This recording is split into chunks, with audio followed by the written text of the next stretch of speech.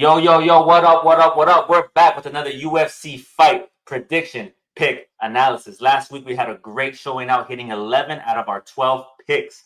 That's 11 out of our 12 picks. Screw you, Asmoosh. Fucking Pete, Trevor Pete, you ruined it.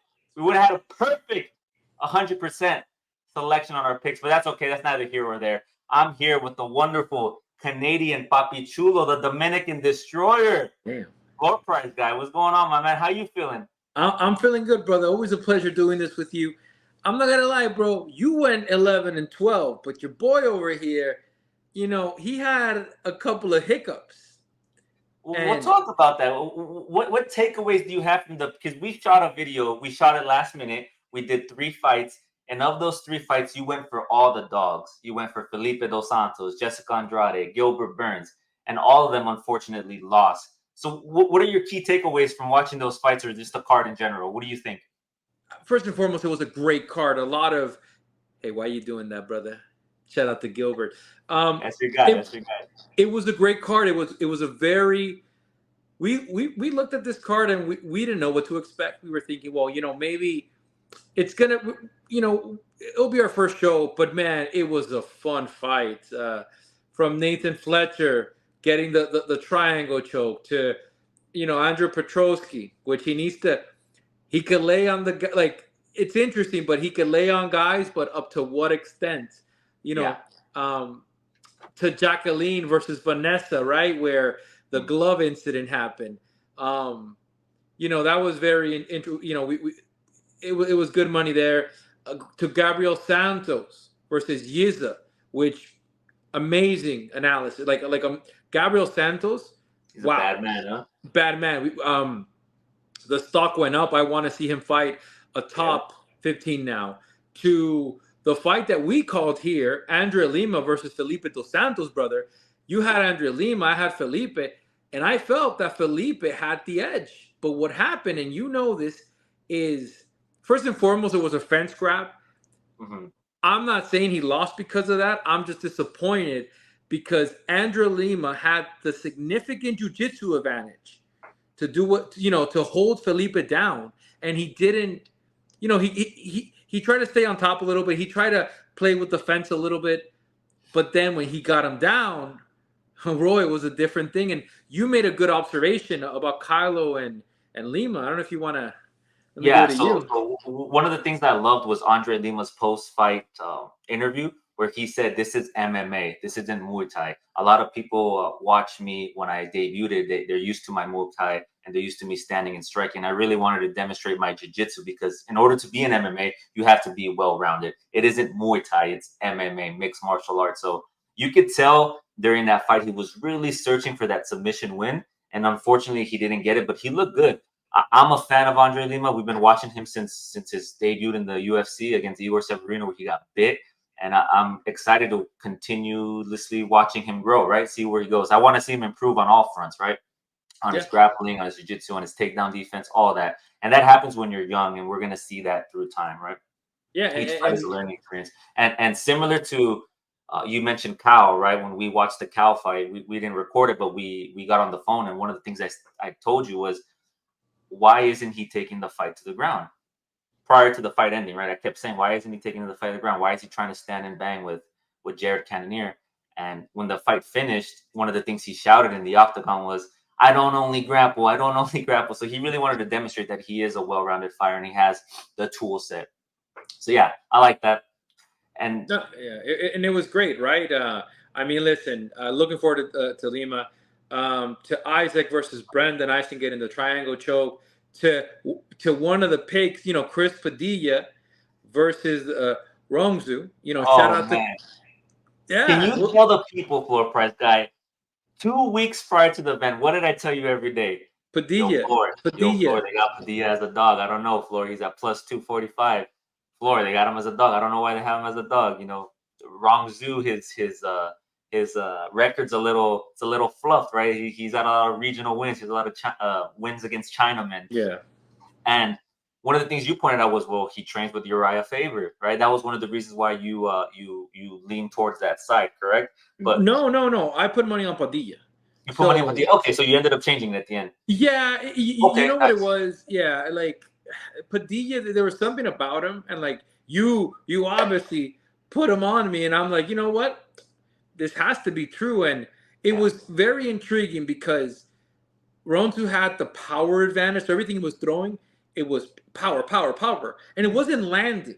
But Padilla was very technical, precise. He was landing feet, and going into the second round, you know, they still had Padilla as an underdog. And I'm like, but wait a minute, but he's winning this fight. Yeah. And that's when the beauty, he timed that overhand elbow, and it just changed the whole trajectory of the fight. Yeah, and that's one of those fights that I'm happy that he got the TKO via strikes, via elbow, because a lot of people were coming in questioning his striking. They're saying, oh, he's a good grappler, but on his feet, we don't know. There's questions there. So, you know, in his UFC debut against, what was his name? I just had it.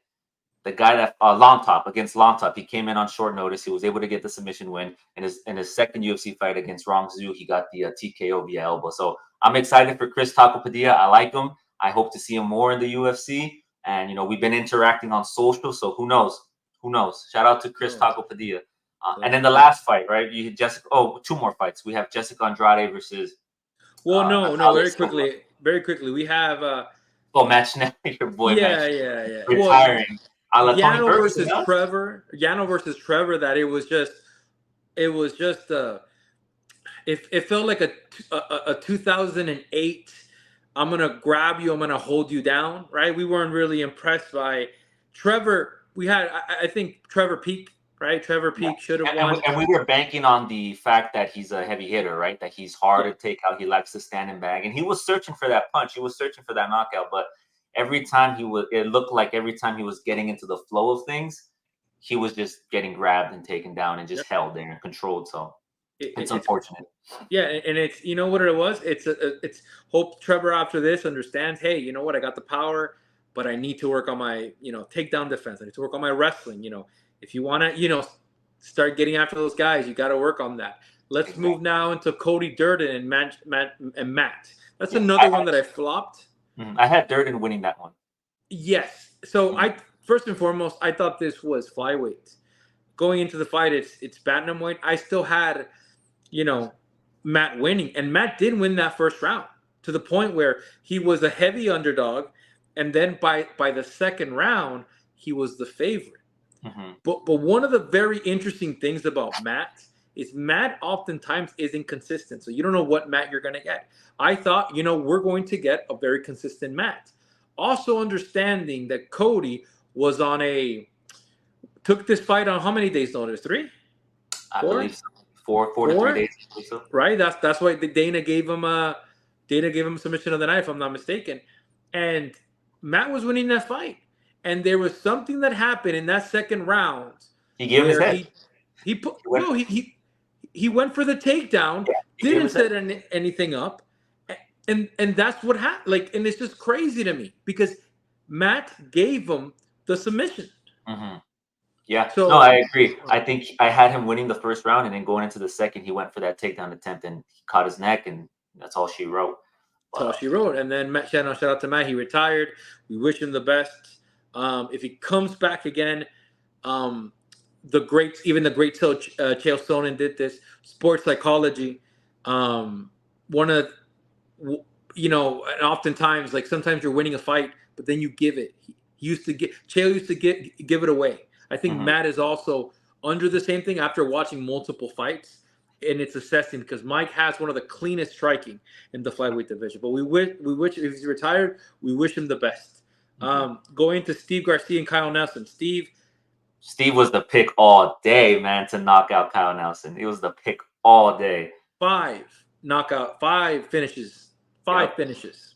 And Kyle, Canadian lad, he was up and coming. So, shout out to him. Fun to watch. So, if Steve Garcia's on a card, always bet for a knockout. No, don't always. Be responsible, but be sure that he is going to be out there. He's going to be out there banging and standing. So next fight, we got Jessica Andrade, right? Natalia Silva. Yes. So what did you predict in initial video, I literally said, if Natalia can stand that pressure, because Andrade is going to come forward, and with their footwork moving around laterally and utilizing that Muay Thai, it's going to be hard. It's going to be long, bruv. It's going to be long, like our man Vanter says. And we saw it there. She's so fast, man. With every strike that she does that. I love watching Natalia Silva, man. I think she's a contender. She's serious in the division, and I can't wait to see her fight again.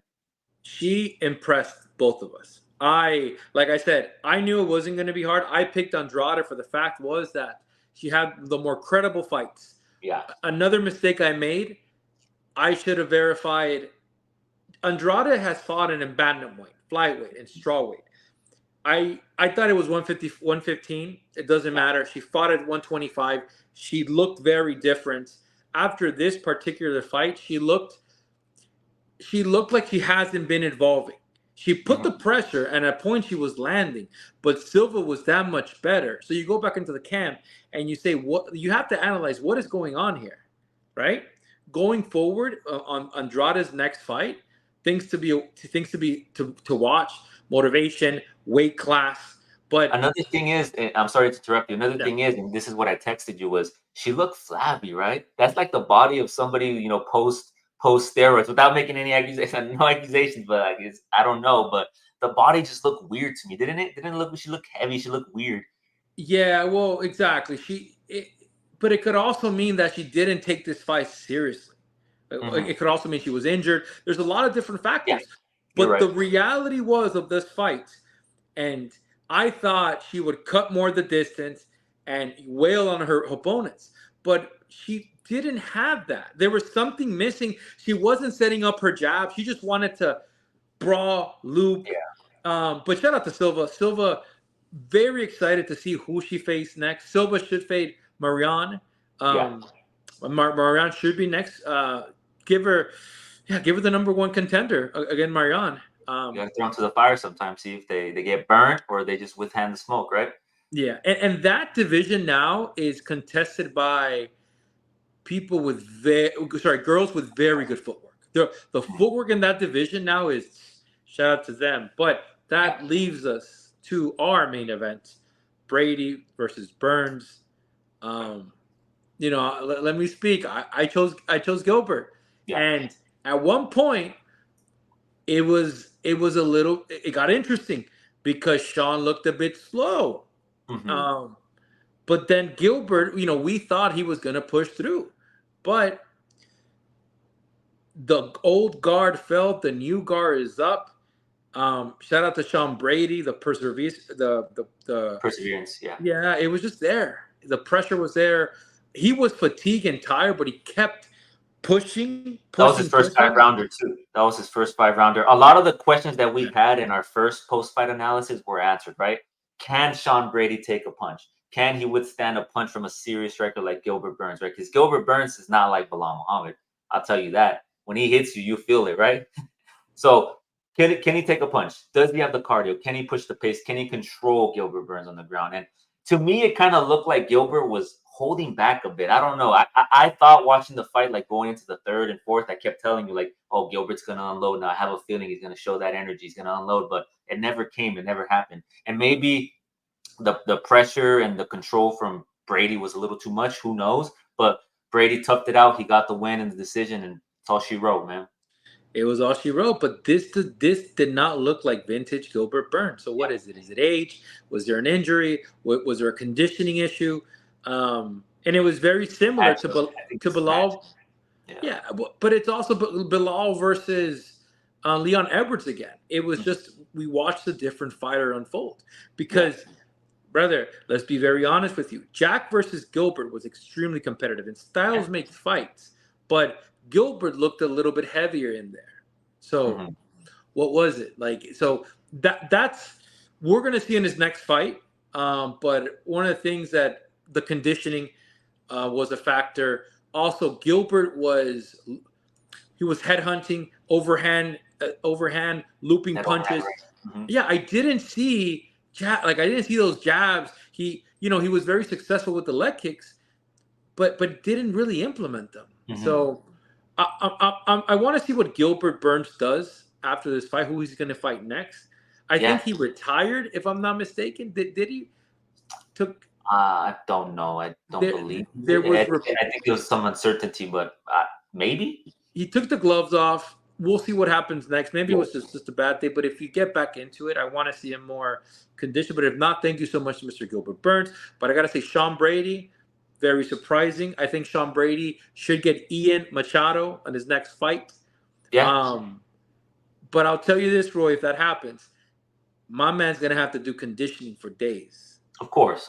And I think with each fight, you learn. There's takeaways from each fight. So obviously the Bilal Muhammad fight, he came back and he beat Kevin Gastelum, right? He got the submission win. But each fight you have takeaways, and I think him going the distance via 5 rounds, his cardio is questionable, right? Like his cardio and his endurance. So that's something he's gonna have to work on.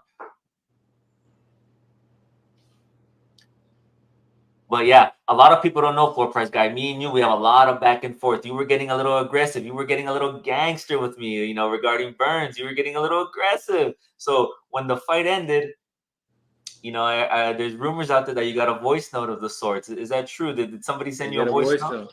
Well, the next day I got a voice note. But no, it was great. You went at 11-12. I think I lost 3 to 4 fights.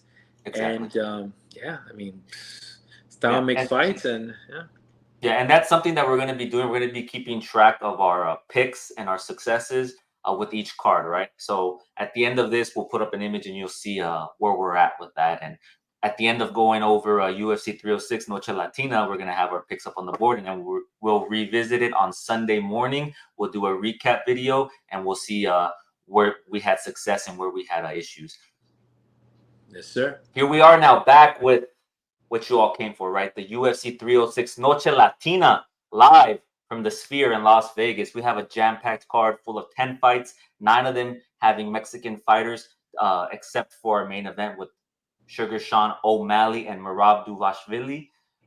We'll get into the card, right? We're going to start from the bottom up. We have Raul Rosas, who's coming in at a minus 700 favorite, going against Aoriqileng, who's at a plus 425. Floor Price Guy. This is an interesting fight, right? Because Raul Rosas is a prospect. He's 19 years old. Can you believe a 19-year-old in the UFC fighting these grown men? His loss to Christopher Rodriguez, right, showed issues that he has with his cardio and whatnot. And his most recent fight with Mickey Turcios, he was losing the first round before he came back in the second and got the submission win. He's a good grappler, very good on the ground. I would like to see him improve on his striking. That I think with the significance of the Sphere and it being the only and first event at the Sphere, I think we could have a breakout performance from Raul Rosas. I think he's going to demonstrate and showcase some of his toolkit, maybe the striking. Maybe we might see the striking. And I think Aoriqileng is a good opponent to do that because his striking accuracy is pretty good. He has 50% striking accuracy and generally lands like 5.31 strikes per minute. So if he's able to go out there, demonstrate the striking and mix it in with the takedowns, I think Raul Rosas is going to win the fight. I think he's the sure pick, but how is he going to win? Is he going to win via submission? Is he going to win via decision? Is he going to win via strikes? I think he's poised to win, but I'm gonna go with the decision when not the decision, the submission when I think you could take him down in the second round and make him tap. So, 94% out of I shout out to Topology because we want to see what are the people saying. 80 out of 1,200 people, close to 1,300 people, they have Rosa Jr. winning at 80.1%. Yeah, this means that at least 1,000 of them went for submission. Now, let's be very clear, right? Like Raul Rosas Jr. is an up-and-coming star. They're building him up. I'm very happy that the UFC decided to put him in the prelims. Why? Because when they try to put him in the main cards, they probably realize, hey, he's too young for this. Let's build them up. And let's be honest with you, right? Like you gotta build your way, especially at that age. You called the minus 700 versus plus 475. The home court advantage is going for Mexico City. Yeah. It should be Raul. I mean, this is a parlay bet as well. Like, Okay. I don't know if you would go aggressive and go 700 to make 100, or I don't know what the submission is. But I'll be honest with you, he's very impatient and wants to finish the fight right away. I hope that doesn't cost him the fight. I hope. I want to see a more evolved Rosas Jr. That's what I want to say. Yeah, I think so. So you're going with Raul Rosas for the pick. Yeah, Raul, 100%. Yeah, if he's able to demonstrate on this big card, on this big event, his toolkit a little bit more, like show us the striking, because we already know he's a great grappler, right? He takes his opponents down on the ground, he pushes the pace, he controls the octagon and his opponent on the ground. I think if he's able to demonstrate some of the striking, some of the combinations while taking down Aoriqileng, I think he can pull out the win. I'm going to go with him via submission second round. I think it's going to happen. It's a 3-round fight. I think we're going to get a submission win. That's my pick. I think he's going to pull out a victory via submission. Yeah, like if you want to be safe, go for the win. If you want to, get a little bit more bonus points, submission is there. Yeah. Now, this next fight, we don't have a visual for it because the odds aren't anywhere online. I tried looking at DraftKings. I tried looking at my sports app, and I tried looking at Topology. We don't know the odds for this fight. But we have Edgar Chairez versus Joshua Van. Floor price guy. Joshua Van is coming in on short notice. What do you think of this fight? Who do you got winning? Well, listen, let's start with Van is the favorite at a -205 versus Chairez at a +165. Oh, you found it. Listen, the Topology. Well, we got. They're on Topology. Okay, I'm sorry. Go ahead. Yeah, no. That's what I'm basing it off in our research. But listen, both fighters have in their last fight one loss. This is a very tough fight. I understand why people have Van winning.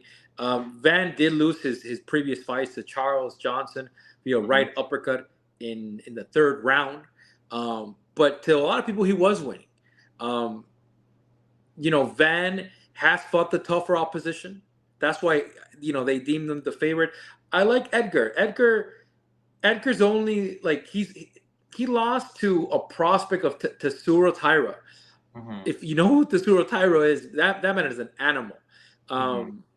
Yeah, I expect him to contend for the belt. This is going to be a very interesting fight.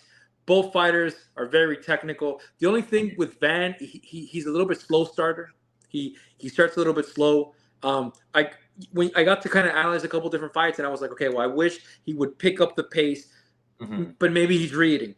Chairez is the opposite. Chairez will start a little bit more aggressive. So I am going with Van here, Roy. But if Chairez manages to pick up a speed and to go for the kill, I could see where it's night out for Van. But I also see, he was knocked out. Also, let's say, close to 2 months ago, Roy. Yeah. So that's one of the things that people aren't really taking into consideration. When you come off of a knockout loss, how much time do you take until you get back in the octagon, you get back in the ring? Like, is there like a lot of time that you should take off to get your mind right, to get your mental right, to get the psychological aspect right?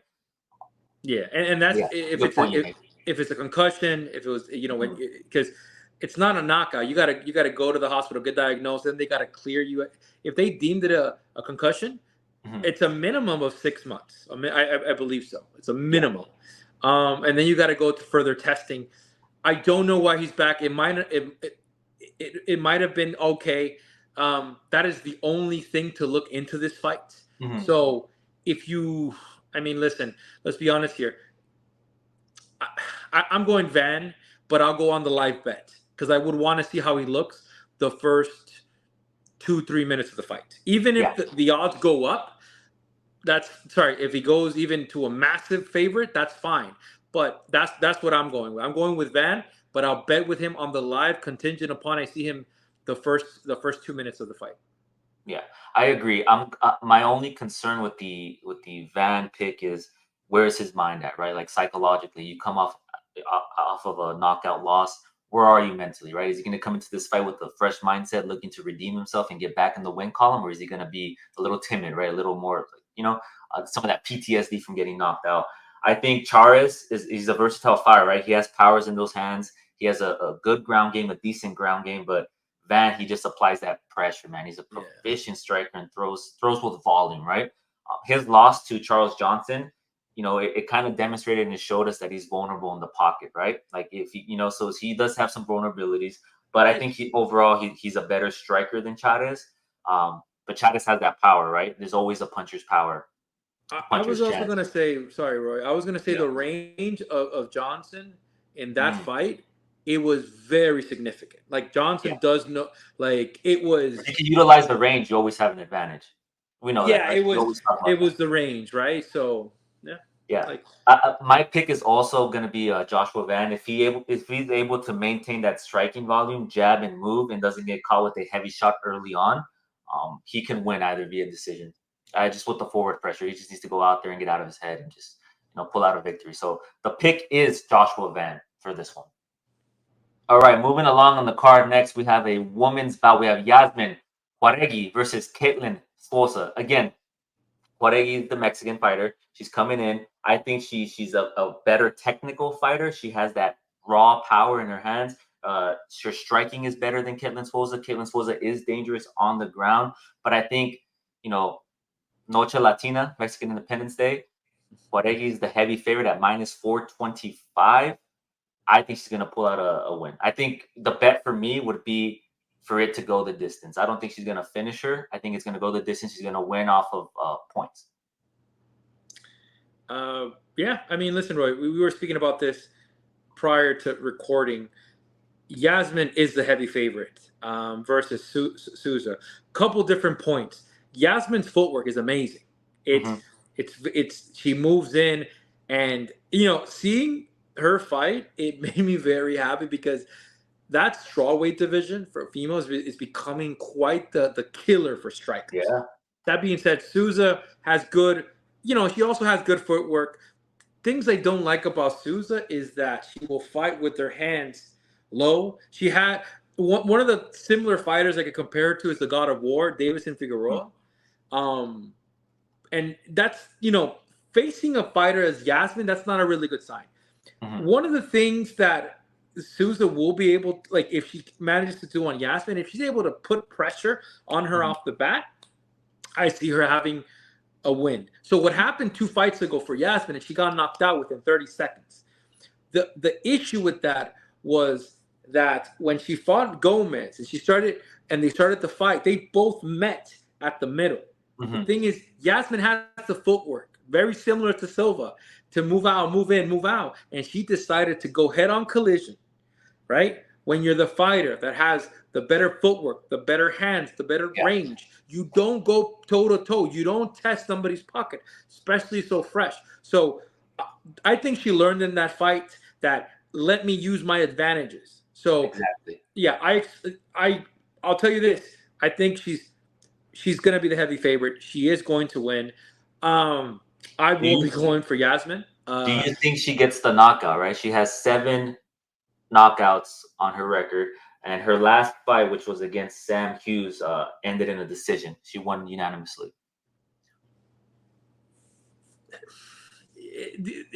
It's going to be tricky. I'll be honest with you. I'm going for the win. Okay. If you want to be a degen, you want to be a degen, eh? You want to be a degen, you go for the knockout. I think, but I think Souza is battle proven, battle tested. But I just hope that she doesn't, stay in the pocket with Souza. Really don't. So moving along here, we have Manuel El Loco Torres against Ignacio Bahamondes. Torres is coming in at a -102, and Ignacio is at a -118. So they're kind of predicting that this fight can go either way, right? It could be a pick'em. What are your thoughts about this fight? Because I'm really excited for this fight. I think this is going to be an exciting fight. I think there will be a finish in this fight. But before I get into that, I want to hear your side, Full Price. Well, listen. It's Mexican. The playing field is, if you're Mexican, apparently you get a power up in the sphere. Yeah, I don't know if that's true. They give you a sensu bean, brother. Yeah, they give you a sensu beam that But it's El Loco has been nothing but impressive since his win at Dana White's Contender. It's been very interesting. All finishes. I'll be very honest with you. You got guillotine choke. He KO'd somebody in the Contender Series. He KO'd Colton, Frank Camacho KO, Nicholas KO, submission. Chris, this kid is very impressive.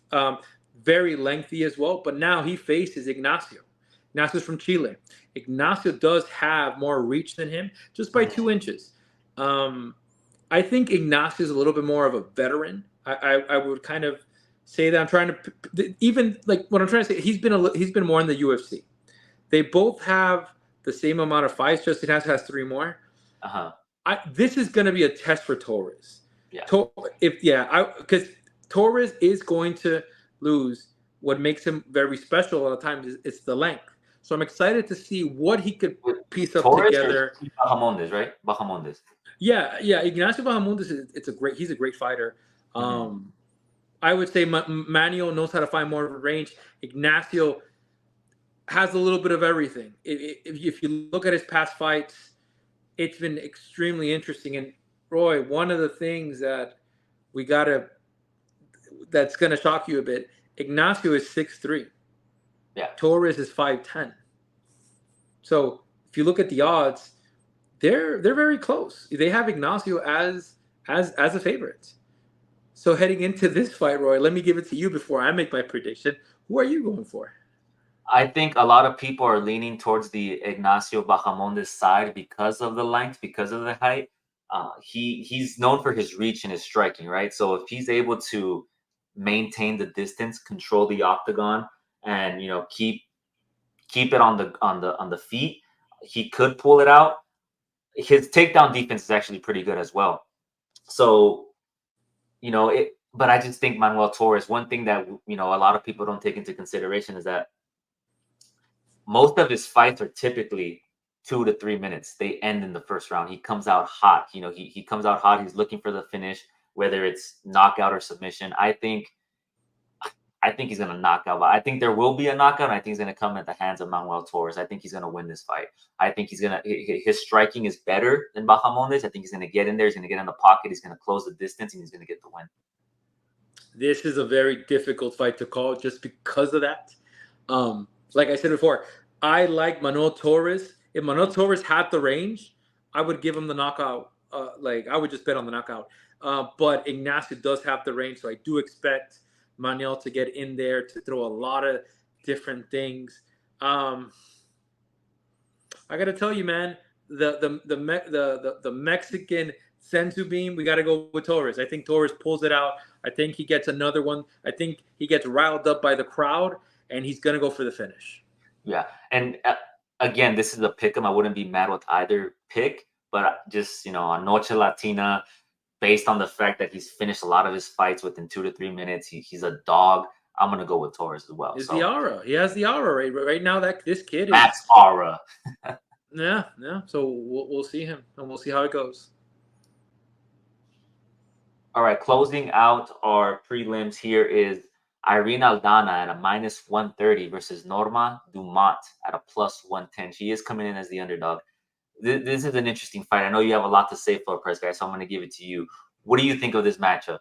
This is, you got to remember the number 2 contender versus the number 9 contender. You got to remember Nurma was in that featherweight class where Cyborg was in, Amanda Nunes was in, Macy was in, and the other, there was like 2 more fighters that were in there.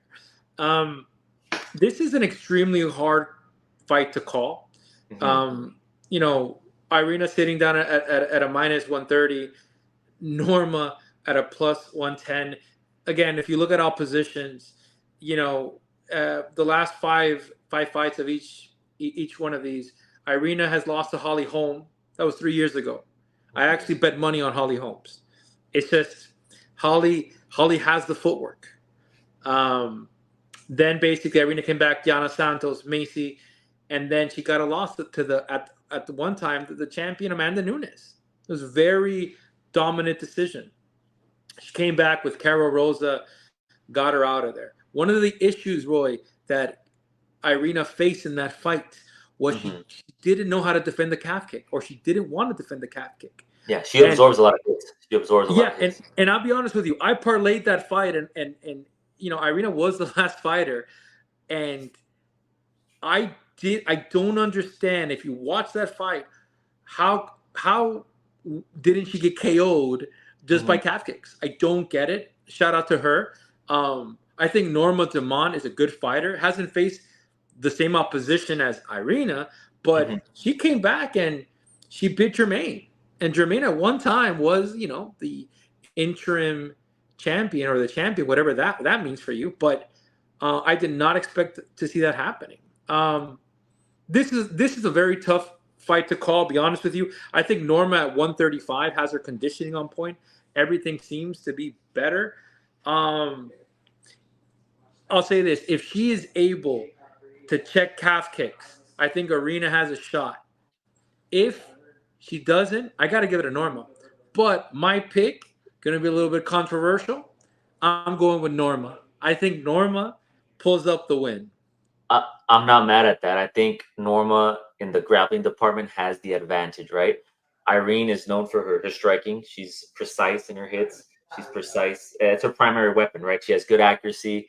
I think, like you said, she does absorb hits. She does get hit, but Norma's not known for her striking. It is one of her weaknesses. But I think, this fight could go to the decision. It probably most likely is. And I think if Norma comes in with the game plan of just, taking her down to the ground, controlling that, taking away her primary weapon, which is the striking, right? And controlling her on the ground, I think she could pull out a decision win. But on Noche Latina, if it goes to decision, that crowd, those judges, I don't know, man. So you're going with Norma, huh? I like Norma. I know it's a good pick. It's a good pick. And the thing is, Norma's good at the leg kick game. I'll be honest with you. She's good. She's very versatile. So we're gonna see what happens. I'm going with Norma. You're probably gonna go with Irene. It's an interesting fight, man. I'm gonna have to stick to my my Mexican sisters and brothers. So I'm gonna go with Irene Aldana for this one. I think she's gonna pull out the win. I think the striking is better. She's gonna put the hurt on Norma, and we'll see, man. But I'm going with Irene for this one. It's gonna be good, Roy. Yeah. All right. So opening up our main card, we have Ronaldo Rodriguez at a -130 versus Ode Osbourne at a +110. A lot of people are upset with the placement of this fight. They think that this should have been on the prelims, whereas Raul Rosas should have been on the main card, right? What do you think? Do you think that it's because of the opponent selection? Do you think Ode Osbourne is worthy of being on the main card, or you think it does have some weight to be on the main card? Well, we had mentioned one of the things with Rosas is they were just pushing him too quickly, and if we looked at past fighters that they've done that with, Northcutt, oh my God, this other fighter, I forgot her name, but she does bare knuckle fighting now. But I just think they need to take it easy on how they put him up. He should have been the opener for the main card. I 100% agree, but he's 19. I don't think he's fully there. So have him open up. It's gonna be a full crowd off the bat, prelims and everything. But let's go into Ronaldo Rodriguez versus Ode Osbourne. Out of those last 5 fights, it's all wins. Ronaldo has been doing great things. I'll be honest with you. Then you got Ode on the other side, which is he's lost 3 out of his last 5 fights. Yeah, and you have 2 submissions and a rear naked choke. The community has, Rodriguez winning by submission. Things to kind of observe in this fight, right? The odds, they're actually close. They're actually very, very close. Ronaldo winning. Ode does have the length advantage. So how does he use that length? Does it land? Is he going to be quicker? But I'll be honest with you, Roy. I like Ronaldo. Ronaldo has just been that guy, that dog. So you got to give it to Ronaldo. Yeah, I agree. I'm going towards the Ronaldo side. I mean, he's on a 6-fight win streak, and his toolkit is versatile, right? He can win you via submission. He can win you via knockout. He can take you to the distance, right, and win you via decision. So I think the bet for me is going to be Ronaldo Rodriguez. It's just how is he going to do it? Because I would say that Ode does have, he has that southpaw stance, right? So his striking it is decent, but in comparison to Ronaldo's, I don't think it's at the level that Ronaldo is. If he's able to take it down to the ground and control him and kind of win via that route, that's a possibility. But I think Ronaldo Rodriguez is just a better fighter overall. And momentum's on his side. Momentum is on his side, right? He has 6-5 win streak, so I'm going to go with Ronaldo as well. Yeah, and a 17-2 fighter. Also, the Mexican battlefield aura, the crowd, the booze. What's going to happen when Ronaldo goes shoot for it? It's going to be interesting, man. I'm going with Ronaldo. Yeah. Okay. I'm not mad at that, and I agree. I'm going with Ronaldo as well.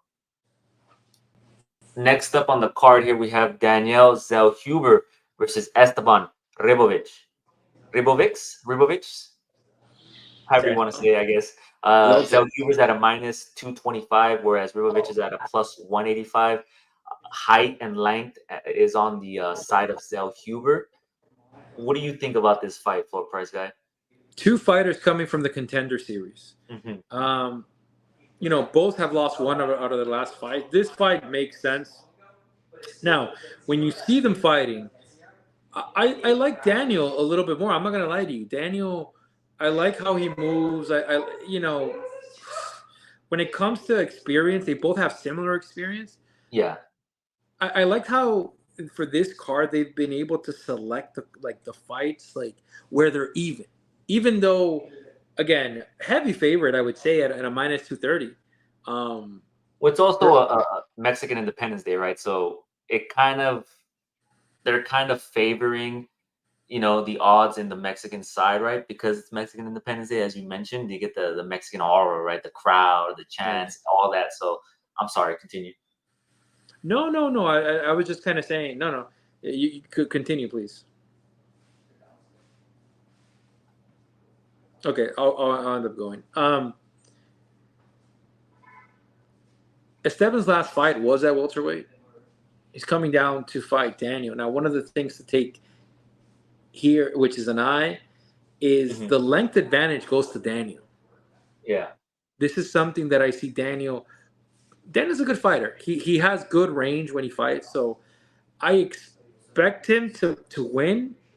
I'm not gonna go for the knockout. I will go for the decision, but I expect he's gonna keep him at range in that division, especially with the size and everything. And then you have the Mexican aura flaming through. Yeah, I think one of the keys to victory on Zelhuber's side is if he's able to maintain the distance, create that that distance between him and Ribovics, right? And not let Ribovics get into the pocket and utilize his striking. If he's able to do that, he could pull out the win. The length could prove to be an issue, but if Ribovics closes that distance and gets in the pocket and utilizes the striking, it could be a different ballgame. But I think the pick here, it's another. I wouldn't be mad if you go with Ribovics, but I think Zelhuber is just the better fighter overall. So he has the better odds. He has the better chances of winning the fight. But again, sometimes you put things in paper and MMA math doesn't make sense. And we're going to see if Esteban could be a dog in this fight, could really fight, could put it on him. It's going to be a fun night. Yeah. No doubt. All right, moving along here, we have a featherweight bout. This is a #1 contender bout versus Brian Ortega versus Diego Lopes. Ortega is coming in as the underdog at a +145, whereas Lopes is at a -175. Now, if you remember, for UFC 303, they were supposed to fight. And then on the day of the fight, Ortega pulled out. I think he had an illness. He had the flu. So stepping in for that fight was Dan Ige on a 4-hour short notice. This is an interesting fight to me. This is actually probably the fight that I'm most anticipated to watch because we got two solid grapplers, two jiu-jitsu specialists just going at it. What do you think, Floor Price Guy, before I get into it? Yeah, no, I think this is a phenomenal card. We wrote a thread last night very quickly, kind of breaking down out of Brian Ortega's last 5 fights. He's lost 3, and all of those are either to Max Holloway, champion at the time, Volkanovski, champion, and Yair Rodriguez at the #1 contender. And this is the reason why that if Brian wins this fight, he automatically gets a shot at the title. assuming Sean doesn't win his fight against Rob, goes up, or assuming, the whole Max Holloway situation, right? I like Ortega, but then we got Diego Lopes, which he's looked amazing. One of the things we mentioned, Diego's only loss in his last 5 fights, it's a Masvar. And Masvar's fighting Aljo. That's a very... On the prelims, did you see that? Aljo's going to be on the prelims, brother. Well, Sean did say he was going to send Aljo back to the prelims. So. He actually did, so wow. Yeah, we'll talk about that when the time comes, but yeah. Continue, sorry. No, and listen, Diego has looked nothing but impressive. Let's be very honest with you. Took a short fight.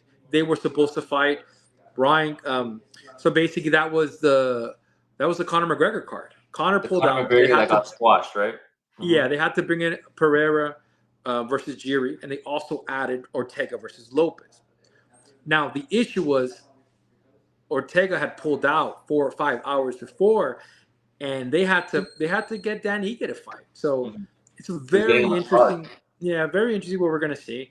I like Diego, but I like Brian better. I think Brian gets it done.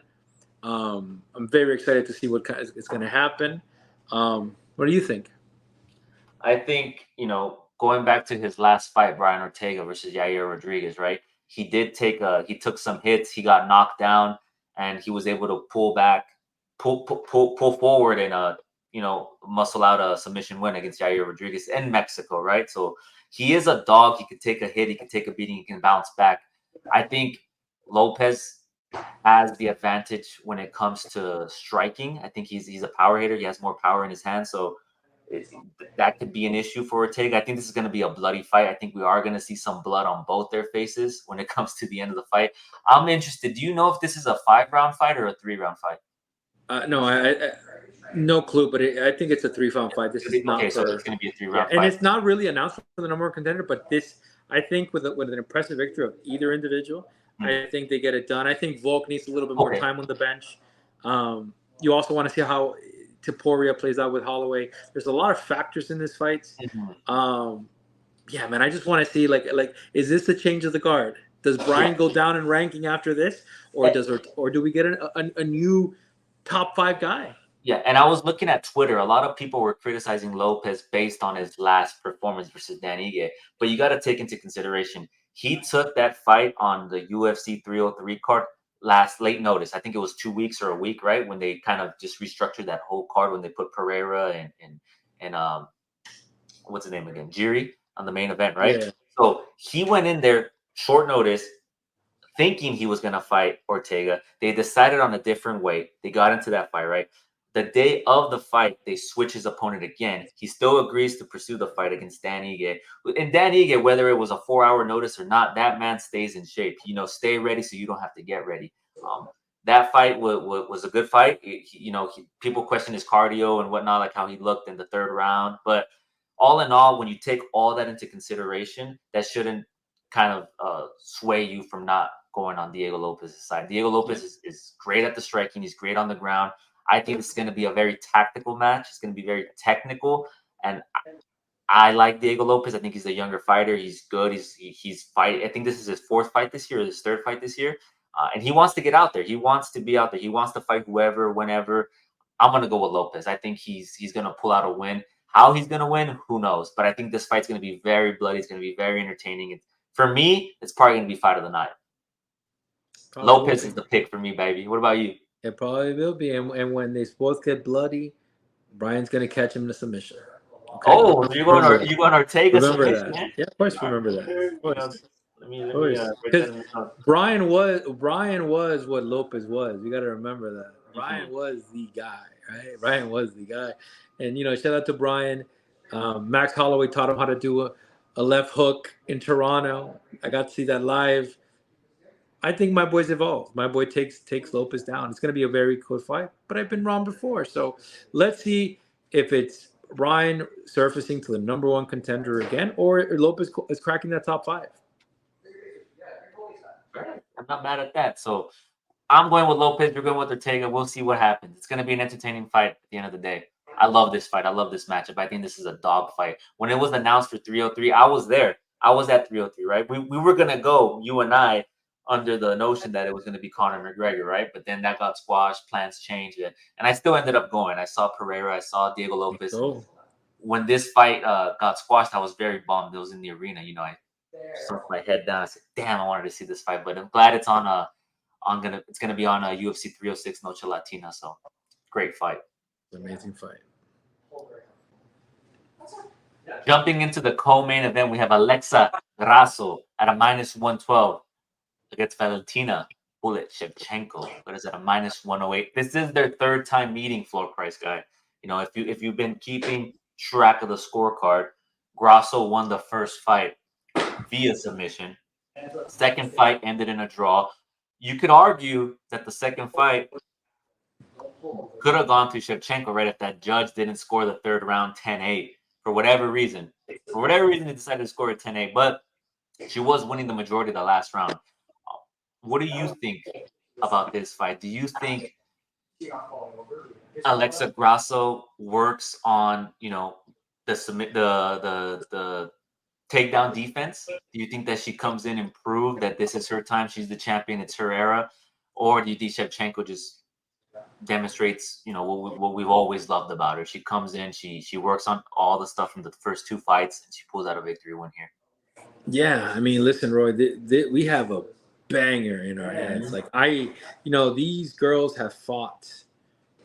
Let's be very honest with you. Within the last 2 years, they fought. They're gonna fight 3 times. This is crazy.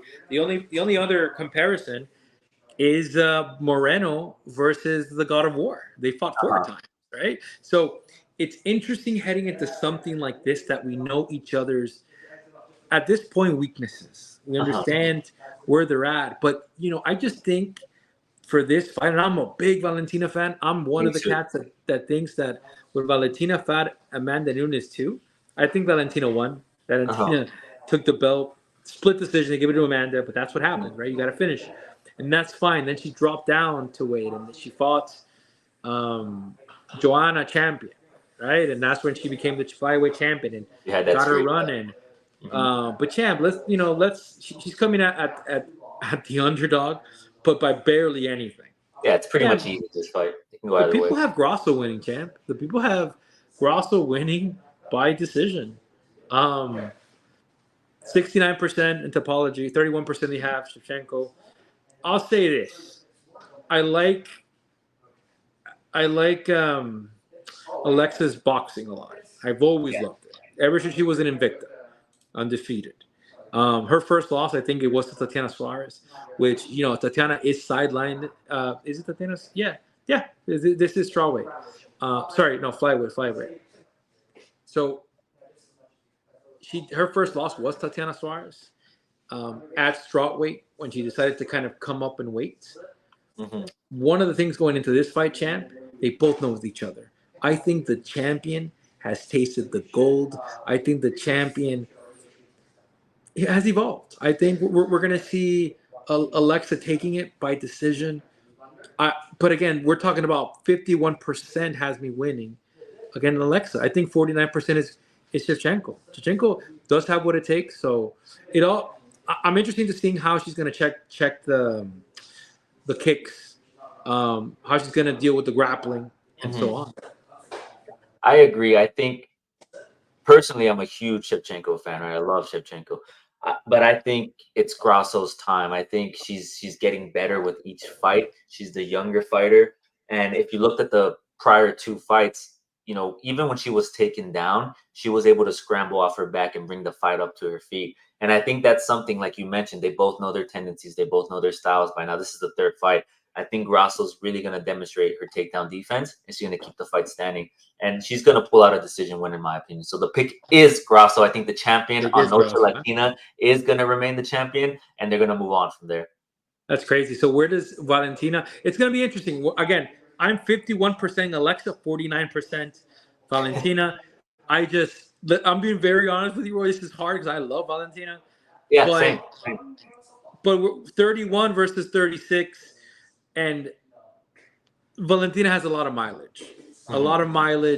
and she stayed with the same coaches. So when it comes to evolution, Mhm. she's a martial artist. She'll go in and train, do her own thing. But I do feel that the losses that Alexa Grasso has had has evolved her, and she kept Exactly. going different coaches. But now she's got a taste of the belt. It's the same thing with Kamaru and Leon Edwards. Well, I think that once you're champion, you got a taste of it, liked it that much. We get to the decision. Exactly. And to quote the great 50 Cent, love will get you killed, man. You got sometimes you gotta look at the matchup for what it is and go for the sure pick. Go with the better pick, right? Not the sure pick, because nothing's for sure in fighting. But I Nothing's for think sure. Grasso is gonna pull out the victory. I think, she's gonna demonstrate her takedown defense is a lot better. Her striking is better than Shevchenko. She just gotta be able to keep that distance, right? Because she is. Oh, they're at the same height actually. So yeah, it's gonna be interesting. I'm going with Grasso for the win. Yeah, and Roy, listen, for those people that are heartbroken, that are 40, 50, 50, you could always bet on on going the distance. There's always Yeah, because they proved in the past two fights they went. Oh no, she got subbed. But in the I fourth think round, it goes. Yeah, in the fourth round. But So if the prop bets show that there's a 3.5 rounds or more, I mean I would bet that, right? If the fight goes longer than 3.5 rounds, I got to look at the odds for that. They're not yeah, up for me yet, but yeah, some of the prop bets here, it can go the distance, it can go 3.5 rounds. If you like Grasso for another submission, you can go for that. But I think the safe bet here for me would be to go to the decision. yeah, and one thing, I Mhm. do not see Valentina. I don't know if you could bet this, but I don't see Valentina throwing spinning kicks in this fight. I don't think it's a good idea. Um, I don't know how many champions have lost out of throwing spinning kicks. Mhm.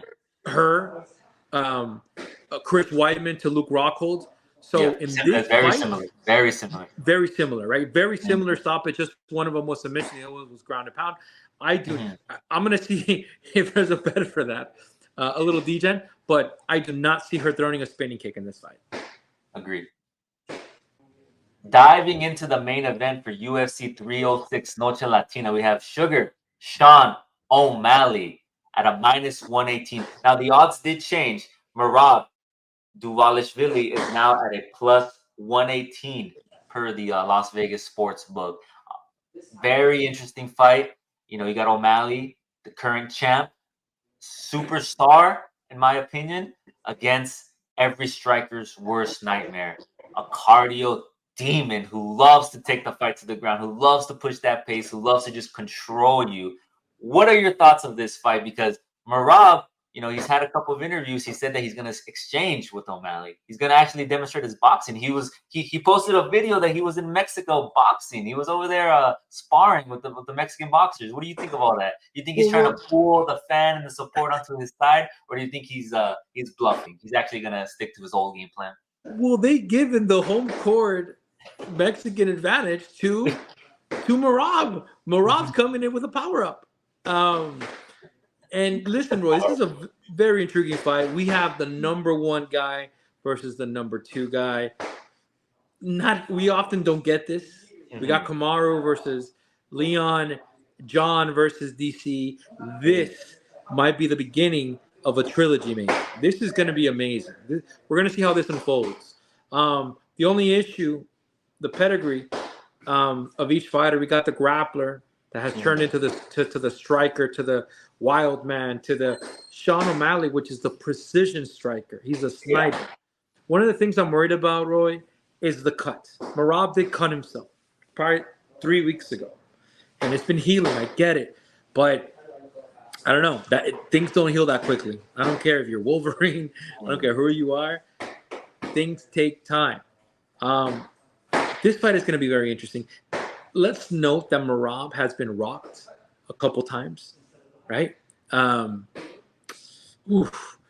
Henry, Moraes. And then Moraes. It's very we got to be very attentive to that. Now, and also the point that you're making is Sugar Sean, Sean O'Malley, one of his, important strikes is that left hook, right? Right, is the left hook. And what are the two shots that cracked Marab?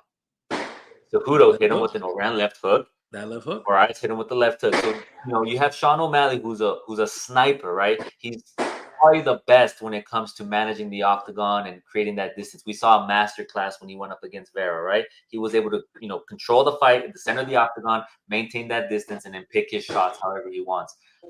Man, like that's a great point that you brought that up, that he has been correct with the same shot that O'Malley loves to use. Yeah, and O'Malley's just different. I think what in this division, what's happening is without Conor McGregor, we do not get Sean O'Malley. That being said, they both have a lot of similarities. And one of them is, I think Conor at featherweight is unstoppable. Yeah. The power is just. He was bigger, right? He was bigger, he's stronger. Similar to Sean. I think this is Sean's division. 5'11", bantamweight. Yeah. Do you think he moves up in the future? I think if he wins this fight, I'll be honest with you, Umar apparently is now the #1 contender.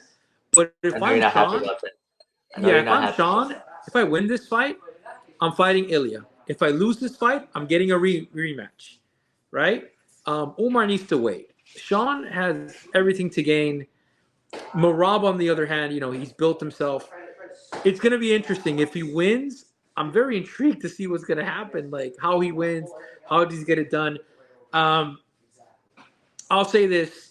I'm going with Sean O'Malley, and I'm going knockout. I don't think this goes to a decision.